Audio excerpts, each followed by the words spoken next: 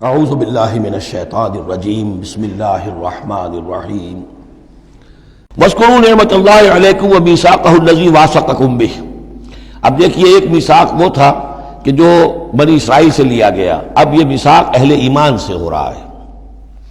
یہ سورت شروع ہوئی ہے یا ایھا الذین آمنوا سے، اور یاد رکھنا اپنے اس میثاق کو، اپنی اس نعمت کو جو تم پر ہوئی ہے اللہ کی طرف سے، اور وہ میثاق جو اس نے تم سے باندھ لیا ہے، جس میں اس نے تمہیں باندھ لیا ہے، واثقکم بہ اذ قلتم سمعنا واطعنا، جب تم نے کہا سمعنا واطعنا۔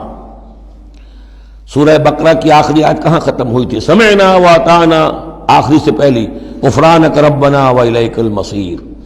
جو مسلمان بھی کہتا ہے سمعنا واطعنا، گویا کہ وہ ایک میثاق میں، ایک بہت گاہے معاہدے کے اندر اللہ کے ساتھ بندھ گیا، اب اسے اللہ کی شریعت کی پابندی کرنی ہے۔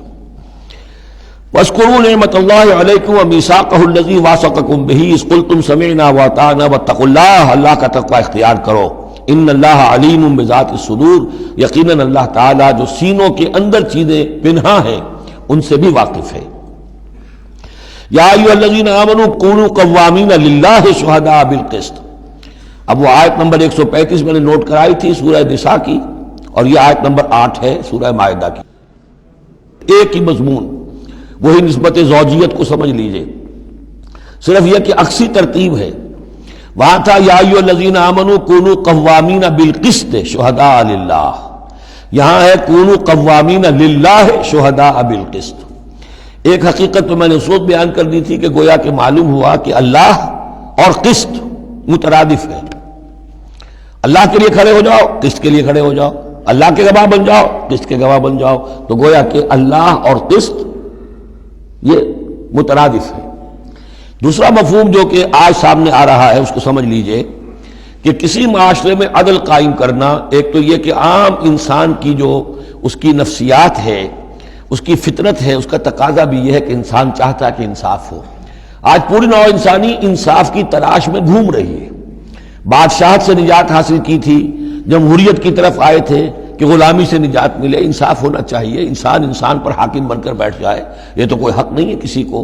لیکن یہ کہ اس کا نتیجہ کیا ہوا کہ کیپٹلزم کی لعنت میں گرفتار ہو گئے، سرمایہ داروں کی جو ہے وہ ایک ڈکٹیٹریٹ اور آمریت قائم ہو گئی۔ اس سے نجات پانے کے لیے کمیونزم کے پاس گئے، وہ پھر ایک پارٹی ڈکٹیٹرشپ قائم ہو گئی، ایک سے ایک رست از یک بنتا افتاد در بندے دیگر، ایک قید سے نجات نہیں پائی کہ دوسری قید کے اندر پھر پھنس گئے۔ اب انسان کدھر جائے گا؟ لیکن یہ کہ فطرت کے اندر ہے کہ عدل اور انصاف انسان چاہتا ہے۔ ایک تو یہ ہے کہ اس فطرت کے تقاضے کو پورا کرتے ہوئے عدل کو قائم کرنے کے لیے انسان کھڑا ہو جائے، اور ایک اس سے اوپر کی منزل ہے کہ اصل العدل اللہ کی ذات ہے، اس کا دیا ہوا نظام جو ہے وہ ہے عادلانہ نظام، ہم اس کے وفادار ہیں، ہمارے ذمے ہے اس کے نظام کو قائم کرنا۔ تو کھڑے ہو جاؤ اللہ کے لیے، یا ایھا الذین آمنوا کونوا قوامین للہ شہداء بالقسط۔ یہاں پر یہ اوپر کی منزل ہے جو بیان ہو رہی ہے کہ اصل میں یہ صرف فطرت انسانی کے تقاضے کے طور پر نہیں، تمہاری عبدیت کا تقاضا ہے، تمہارا اللہ کے ساتھ وفاداری کا جو رشتہ ہے اس کا تقاضا ہے کہ پوری قوت کے ساتھ with all the emphasis at your command، جو بھی تمہارے پاس ذرائع ہیں، وسائل ہیں، ان سب کو لے کر، جو بھی آپ کے پاس قوت ہے اس سب کو جمع کر کے، اور آپ کھڑے ہو جائیں اللہ کے لیے۔ کھڑے ہو جائیں اللہ کے لیے چمانی دارت، اللہ کے لیے کھڑے ہونا یعنی اس کے دین کے گواہ بن کر کھڑے ہو جانا، اور اس کا دین جو ہے العدل ہے، انصاف ہے، قسط ہے، تو اس انصاف اور قسط کو قائم کرنا۔ یا ایھا الذین آمنوا کونوا قوامین للہ شہداء بالقسط۔ اب دیکھیے وہاں کیا تھا، وَلَوْ عَلَىٰ أَنفُسِكُمْ أَوِ الْوَالِدَيْنِ وَالْأَقْرَبِينَ۔ انصاف سے روکنے والی چیز ہوتی ہے کوئی محبت۔ اب میں اپنے خلاف کیسے فتویٰ دے دوں، اپنے والدین کے خلاف کیسے فیصلہ دے دوں، اپنے رشتہ داروں کے خلاف کیسے فیصلہ دے دوں؟ وہاں فرمایا اس کی کاٹ کر دی، وَلَوْ عَلَىٰ أَنفُسِكُمْ أَوِ الْوَالِدَيْنِ وَالْأَقْرَبِينَ۔ حق بات ہے، انصاف کی بات ہے، خواہ تمہارے خلاف جا رہی ہو، تمہارے والدین کے خلاف جا رہی ہو، تمہارے رشتہ داروں کے خلاف جا رہی ہو، حق کہنا ہے۔ دوسری چیز کیا ہوتی، کسی کی دشمنی کی وجہ سے آپ حق نہیں کہتے، بات تو حق ہے اسی کی، لیکن یہ تو دشمن ہے، میں اس کے حق میں کیسے فتویٰ دوں؟ اس سے یہاں روک دیا گیا۔ تو یہ وہ ریسیپروکل نسبتیں ہیں قرآن مجید کی صورتوں کے اندر، ایک ہی مضمون ہے، اس کے اندر عکسی ترتیب اور ریسیپروکل ترتیب۔ ولا یجرمنکم شنآن قوم علی الا تعدلوا، دیکھو کسی قوم کی دشمنی تمہیں اس بات پر آمادہ نہ کر دے کہ تم عدل سے منحرف ہو جاؤ۔ اعدلوا، عدل سے کام لو، انصاف کرو۔ هو اقرب للتقوی، یہی بہتر ہے اور قریب تر ہے تقوی کے۔ واتقوا اللہ ان اللہ خبیر بما تعملون، اور اللہ کا تقوی اختیار کرو اور جو کچھ تم کر رہے ہو اللہ اس سے باخبر ہے۔ اب اس میں ظاہر بات ہے بار بار میں نہیں کہہ سکتا یہ جو بار بار آتا اللہ دیکھ رہا ہے اللہ باخبر ہے، کیا مانی؟